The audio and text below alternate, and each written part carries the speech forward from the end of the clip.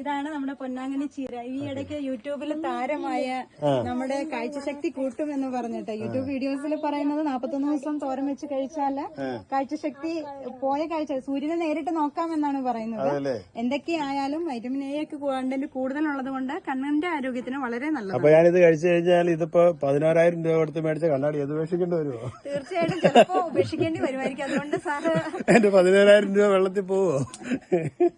അപ്പൊ ഇത് YouTube video വന്നതിന് ശേഷമാണ് ഇത് ഫേമസ് ആയത്. അപ്പൊ അതിന് മുന്നേ തന്നെ നമ്മുടെ കയ്യില് പച്ചയുണ്ട്. നമ്മള് ഉണങ്ങിയത് മേടിക്കാൻ കിട്ടില്ലല്ലോ.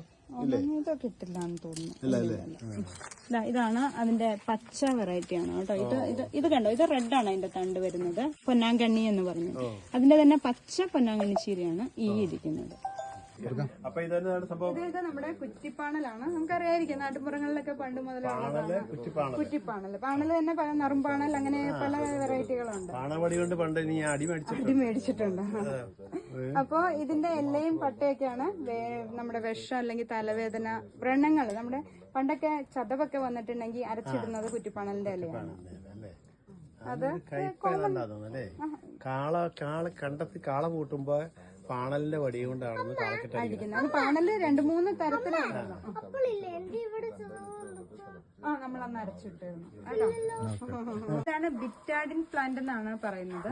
ബിറ്റാഡിൻ പ്ലാന്റ് മുറിവ് അതിന്റെ അത് കഴിഞ്ഞ് ഈ ഇടയ്ക്ക് ഞാനൊരു ആയുർവേദ ഡോക്ടറെ അടുത്ത് പോയപ്പോ സാറ് പറഞ്ഞു തന്നു ഇതിന്റെ പേര് അരിമേദ എന്നാണെന്ന്.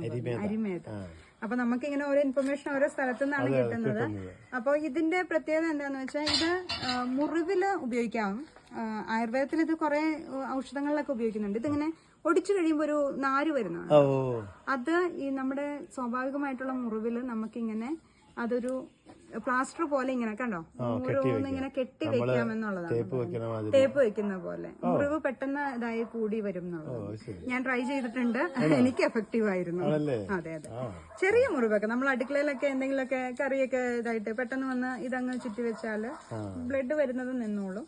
കണ്ടോ ഇതുപോലെ ഇങ്ങനെ ഇതായിട്ട് വെക്കും. അത് ഒരു സീൽ ചെയ്ത പോലെ നമ്മുടെ സ്വാഭാവികമായിട്ട് വെക്കാവുന്ന ഒരു പ്ലാസ്റ്റർ ആയിട്ട് അതുപോലെ യൂസ് ചെയ്യാം.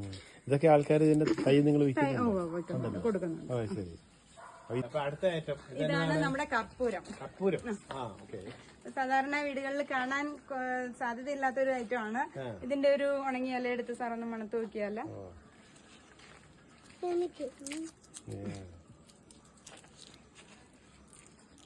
ഒറിജിനൽ കർപ്പൂരത്തിന് നല്ല സ്മെല്ല്.